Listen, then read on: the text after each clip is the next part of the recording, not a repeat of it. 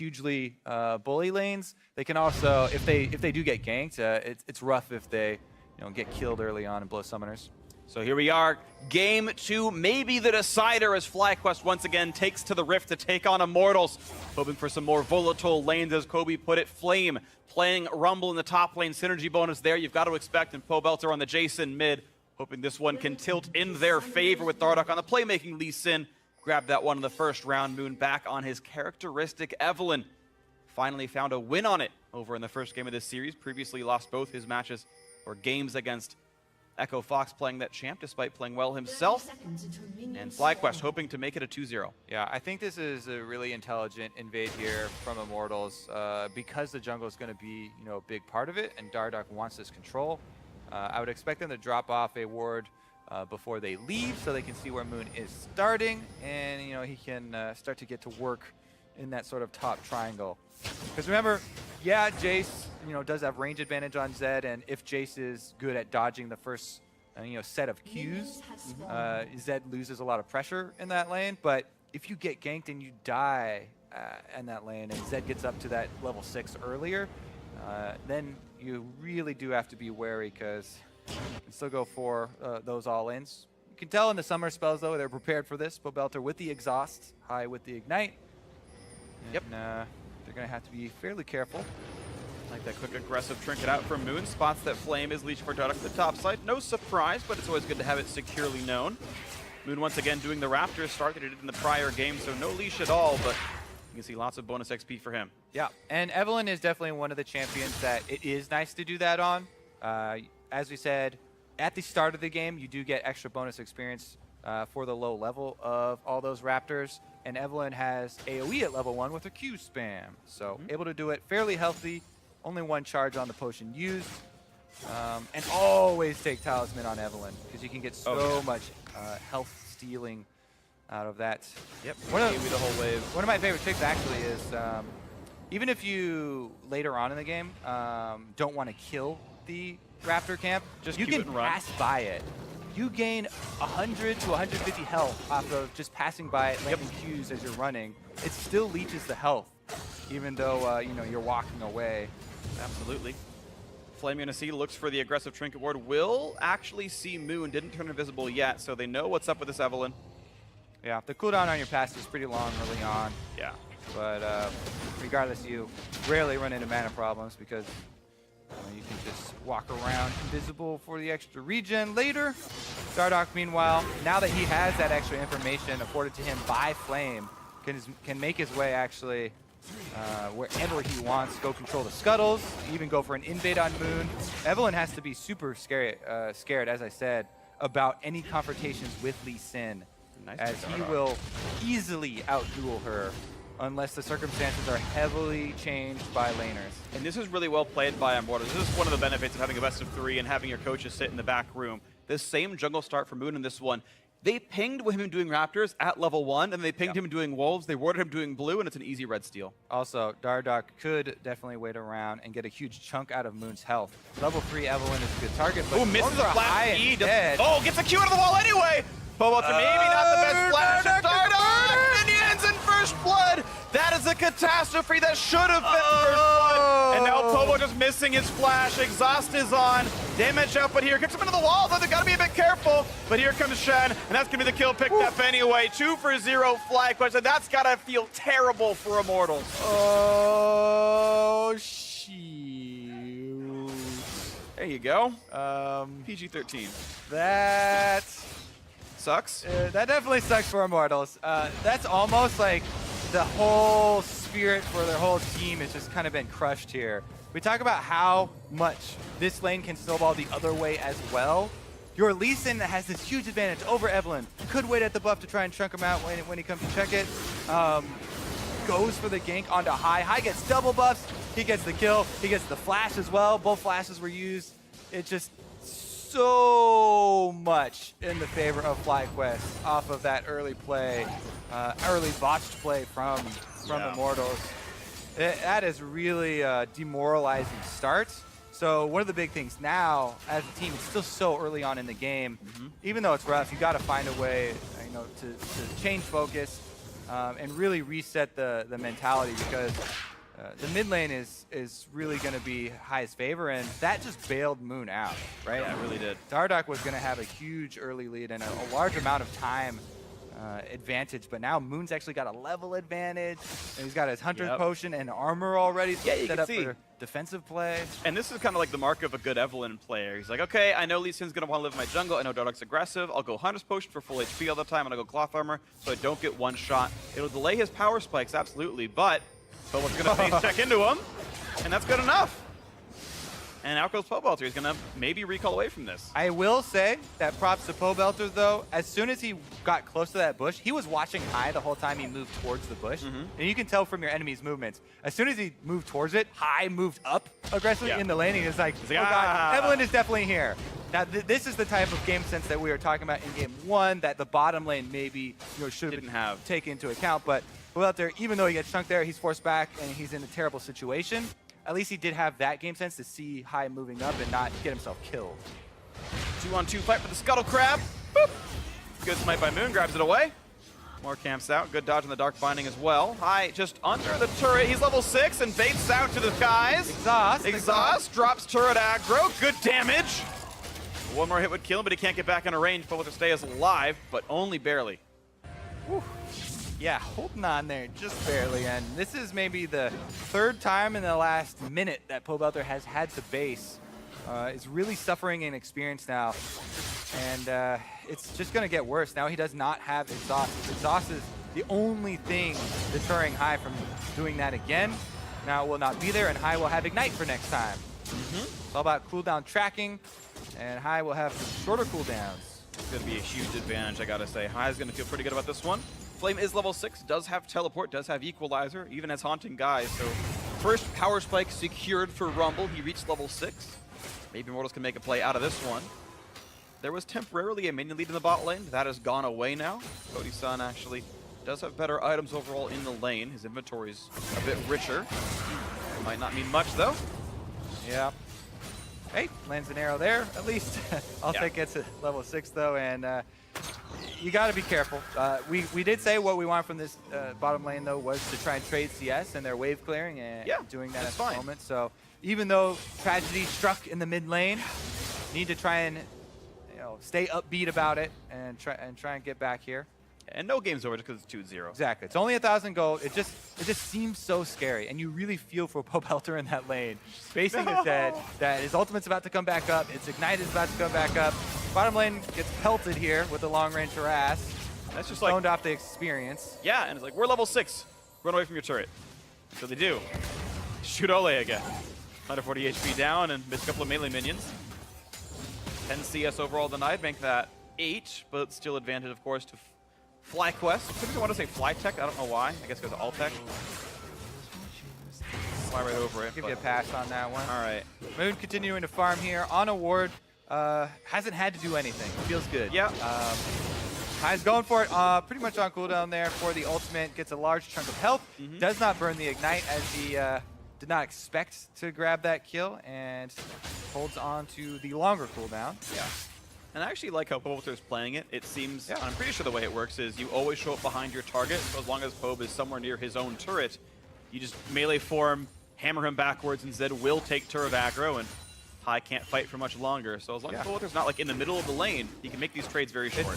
It's one of the interesting things that was always cool about the Ahri matchup with Zed Ahri, because you try and charm backwards to the other side, that he starts his ultimate from. But yeah, similar thing there with Jace. This one's targeted. You're just going to mash your keyboard and it's going to work out for you in the end. But less timing requirement, more just make sure you do it in time. Also, a little bit less reward. The charm landing is huge in the matchup. But Pobelter is trying to hold on here in the mid lane. He's doing just that. At least hasn't had a huge CS deficit balloon here. So you have to say, making the best of that bad situation, stabilizing their mental game, calming down the shot calling here for Immortals has happened. The thing now, though, is that FlyQuest are the ones with the initiative. They've got the Shen ult ready. They have the Jhin who's powered up and started roaming around now. That it really is their next move to make. And Immortals' really hope here is to try and come up with a good counterplay. You know, Dardoch getting in place for a counter gank and trying to burst somebody out.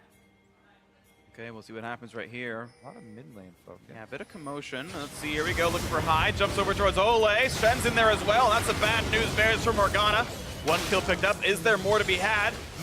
Whiff equalizer turns into nothing right there. Also low. Back into balls. Talk comes up on a dart. Not going to land the root just yet, but a double kill comes through anyway for Zed Falls. Does fall off. One picked up the Cody's son, but Powalter is going to be chopped down to the side. 5-1 sudden to the scoreline. FlyQuest pick up a 3-1 fight. That is one of the cases where sometimes bringing too many people to a gank gives away your position, because there were no wards for FlyQuest on top side. 3 members top side might have been able to get the jump on High, but Olay coming up from the bottom side river over wards was just too juicy. That draws all of FlyQuest not only to Olay, but away from the rest of the threat from Immortals that's on the top side here. See, Olay comes up, they're like, oh, juicy target. We didn't jump on him, you know, free kill. That not only was a pretty free kill, but also drew them away from this threat that Immortals had set up on the other side. And that kind of allowed the advantage here for FlyQuest, as the bottom lane did arrive pretty quickly here, and Cody Sun made his way up, but Altec opens up on Jhin and is able to land that last one to secure the kill on Jace as well, and the lead does balloon that way. Look at that, 4-0-1 on High. The attention's all centered around him. He's done a pretty good job of navigating through it. Still gotta worry about that heartbreak of a first blood, or, you know, elation if you're FlyQuest, of course. But it's quickly slipping out of Immortals' hands, and this one, you can't blame the bot lane for it. Cody Sun is their only kill. This time it was Dardoch and Powalter who just overstepped and got 2 for 0 to level 3. I mean, we can revel in this a little bit. High styling on Zed once again. Yeah. It's been years. They see Dardoch on the ward. Doesn't care about it. Doesn't matter. Goodbye. Poppy goes. And they get the assist because Karma added the shield speed. Gave him some move speed. There you go. Elimination, equal participant in that fight, deserves the share of wealth somewhat. But yeah, High is now too far ahead to matter. Again, the focus though, right? They call over Altec and Lemon Nation to just shove this advantage right down Immortals' throat.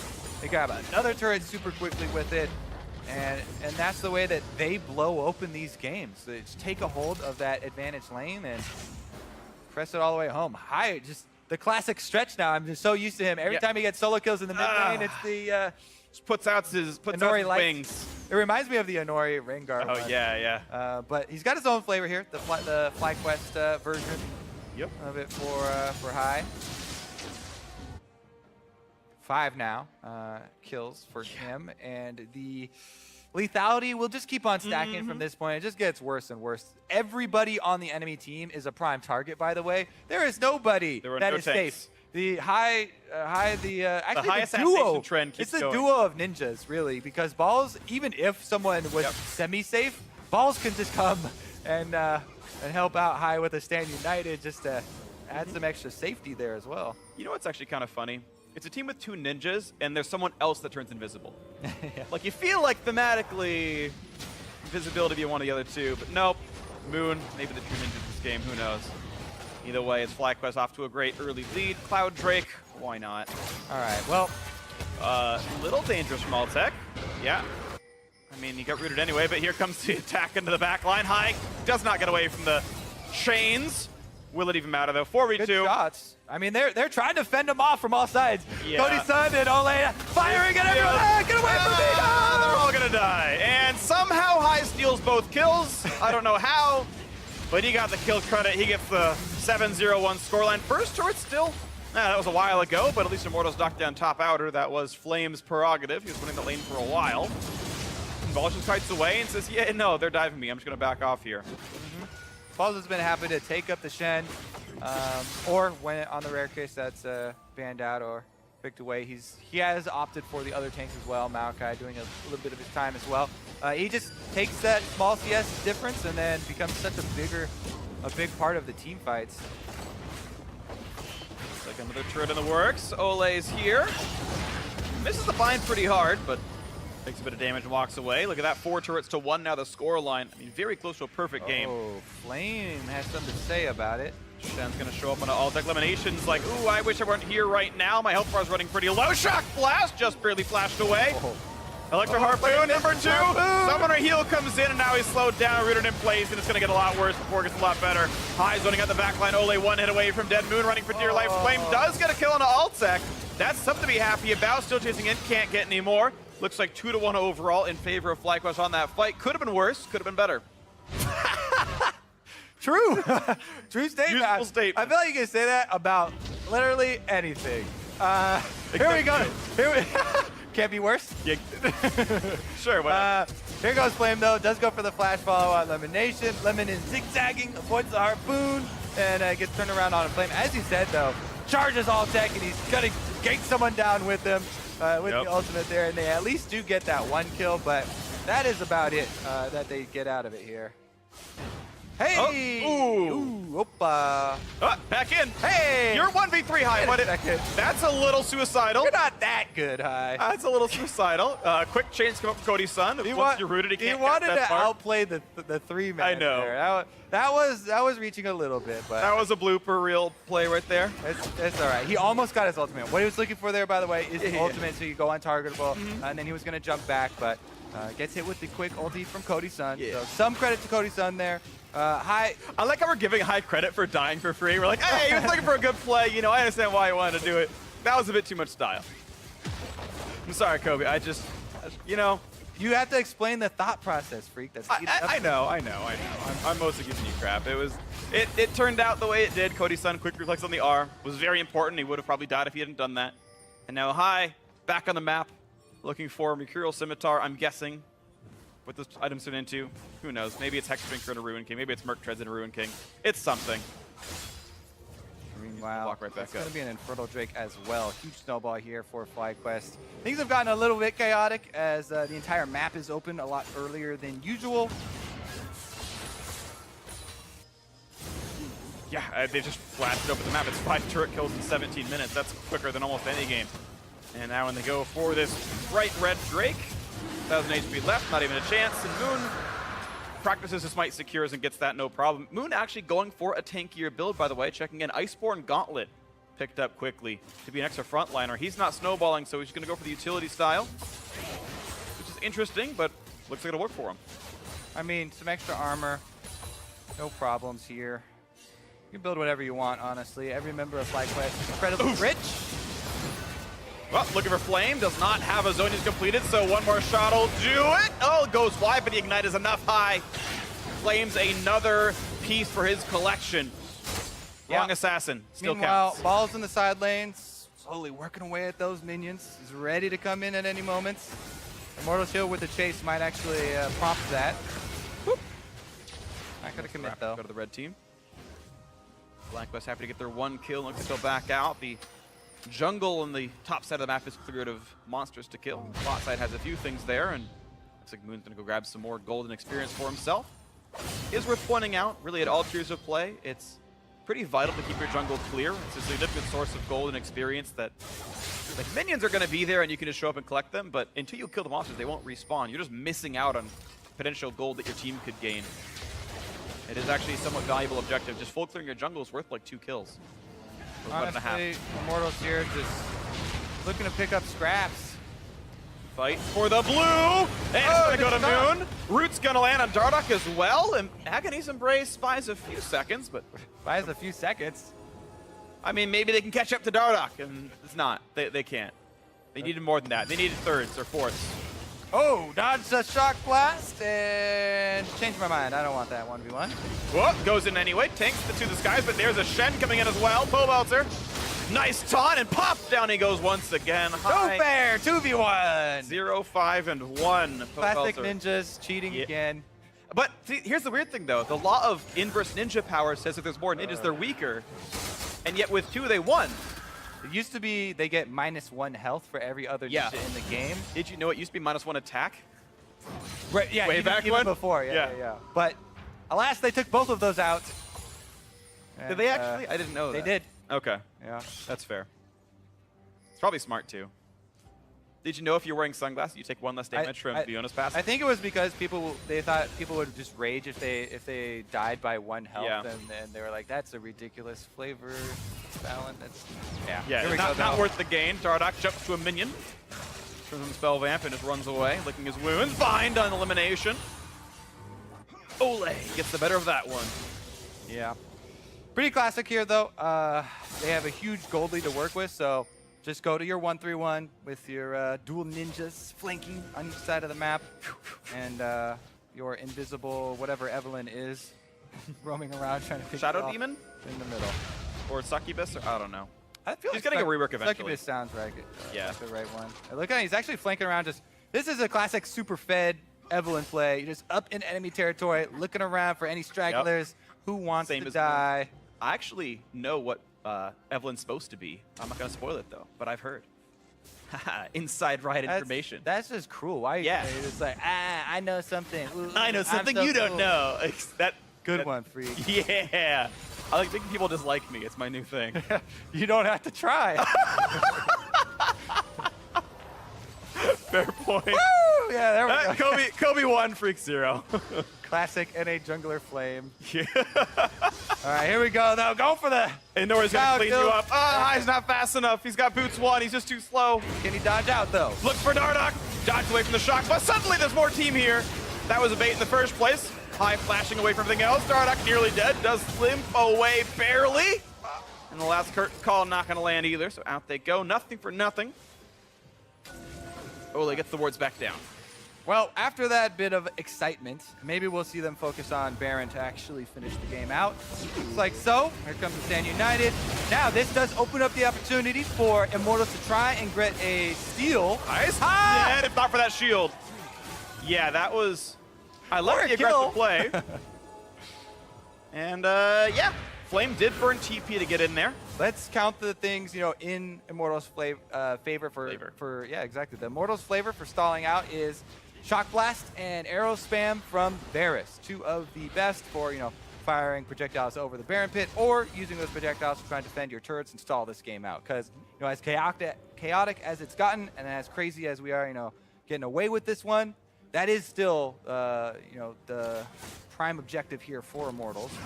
Try and buy themselves some time, and if that Baron throw presents itself, be in place to jump on it. Well, Hai usually very good at shot calling the Barons appropriately. He's aggressive at calling them, but he's also usually pretty accurate in calling them off. You expect FlyQuest to clean it up. Especially when he's about to die from one Baron to auto in the air. Shield. Probably time to abort mission. Yep. See it again another time. Kills his enemy, the ward. Down it goes. Thanks for the 30 gold, pal. Yeah.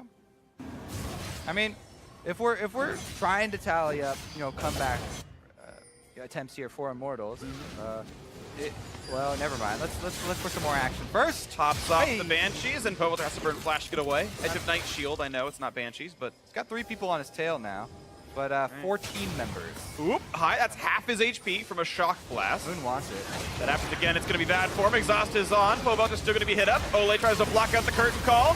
Quick shield in, and Ole 1 hit away from dead, but blocked by someone else. Looks like Cody Sun face tanked it with Edge of Night Shield, so that was a 0 summoner heal, I believe, to remove Deathfire Touch as an option for killing him off. But as many summoners down, looks like 4 of them burn on the side of Immortals. And FlyQuest still feel pretty good about this. Yeah, the more that FlyQuest keep going for all these kills and blowing summoners, they increase the... Oh, actually, Dardoch is pretty deep. There's vision actually all around, but not vision that saw Dardoch get to this point. So even though there's a lot of FlyQuest members around... Tries to get high, Ward hop in, kicks him down, shut down, solo kill to Dardoch, finally getting revenge from the very first play of the game. And the comeback tool starting to assemble. It's going to take a lot more. I'm not sure what prohibited balls from ulting. Maybe they made the call, hey, I don't need Stand United shield, but it was pretty clear that you needed the Stand United shield there, so maybe it's time to criticize the communication on FlyQuest. I'm going to see if it was technically on cooldown for like that 1 second. Now, let's get our facts straight first. No, pretty sure it was up. He was doing blue buff. Pretty sure it's all his fault. Important business being taken care of in the jungle. Yep. Balls was farming wolf and blue. Unlucky. Piss. Yep. Oh, high shot calling, clearly slacking. Yeah, I feel like those are the easiest calls to make too. Help! Help me! Oh well. As they continue to stall out, and they have gone, for all these risky plays with their super high damage, squishy characters, Yep. start to get more and more gold back to this Immortals team. Immortals, as we said, do have a lot of long range damage. Yeah. And it's a non-tank team. Right? Yeah. That's the really important thing. Oh, not non-tank. Sorry. Immortals were a non-tank team. You're right about that. Sorry. FlyQuest, a lot of them are pretty squishy. There's only armor on 2 of the champions, so the heavy physical damage penetration can break through. Right now, it's not going to. Ocean Drake picked up. The sustain's going to be nice for FlyQuest. Yeah. Let's see if they can pick someone off, because their siege is not the greatest, and the split push hasn't worked out, right? Balls has been toiling away in the side lanes, but there's the flank. Here we go. Half HP flashes. Equalizer buys a lot of time, and Zonius is with the flame spitter facing. Balls drops down about 2/3. Taunt's not going to land. Darda gets the shield, and now he's tanking up the curtain call. A few more seconds. They'll have a way back in, but look at those shields. Yeah, Balls shrugs off the rest of the damage, and they're going to be okay on this one. Defensive play here from Immortals is working out. Zonya's completed now, so Flame has another option, even though did have to burn the flash. Some good damage dealt to FlyQuest as they're trying to exit. And Immortals are staying strong. Well, for how long? Here comes the big play, looking for Polter, dodging away, gets the black shield, buys a bit of time, but Exhaust is on, and that should be enough damage. One more shot, and here comes the chase in for High. Dardak, nice top flash by Balls, secures that second kill. And now into the base they go. Immortals forced to run away, and yet again, this time with one of the Poke champions gone and the jungler dead, this could be a very easy Baron call for FlyQuest. Well, they are going to go try and take advantage. Ball still has half-life on the Shen. The important thing is that they have Ocean Drake, and they're regenerating here, because tanking up the Baron would be fairly dangerous. The other thing is that there's no ultimate available for Flame yet. Rumble cooldown is coming up soon-ish, but not soon enough for the Baron contest. Yeah, no real shot at this one. Maybe Cody-san can look for the snipe, and there's always that chance that he does it right. Ward is there, charges it up, they're gonna wait it out. They stop DPS, smart. Let him throw the piercing arrow now, burst it down. Really crisp, and it was a late smite, but it's good enough because there's no damage coming back through. That's as well as it could have been done by FlyQuest.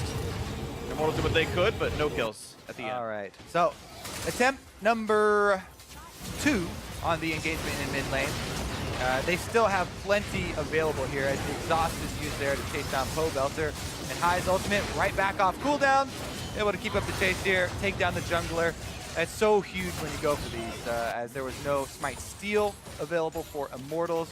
And as you said, they would have to rely on that arrow snipe being pretty lucky. Turn for Ole to die. Quick silver sash use.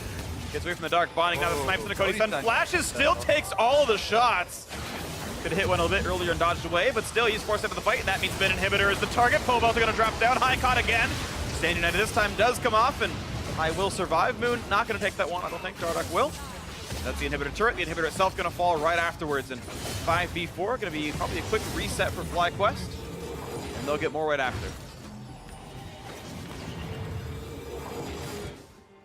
Whew. Okay, inhibitor down, Baron buff on. This should be the FlyQuest return to their split, top and bottom. And as long as Balls gets out, yeah, no problem. No, not worth dying over red buff, so they should be able to run this one up past the side lanes here. Altec already getting in there to usher the minions along. Triple dragons, plus giant gold lead, plus Baron buff rolling through. Good incremental gold leads, good incremental plays.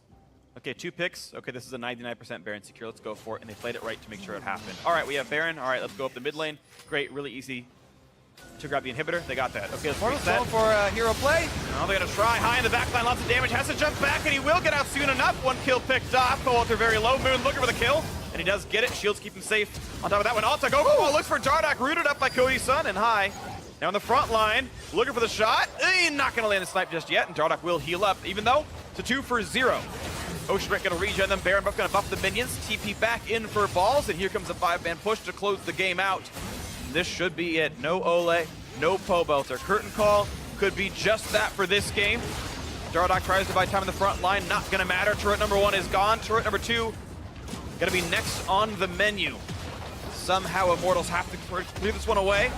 Declaws are not doing enough damage, but now the recalls, the respawns have come in. Nexus getting lower, the game's gonna be closed out. They're trying to fight for, but it's gonna be the damage in for FlyQuest. 2-0, once again tying for second place. 5-1 to close out week 3.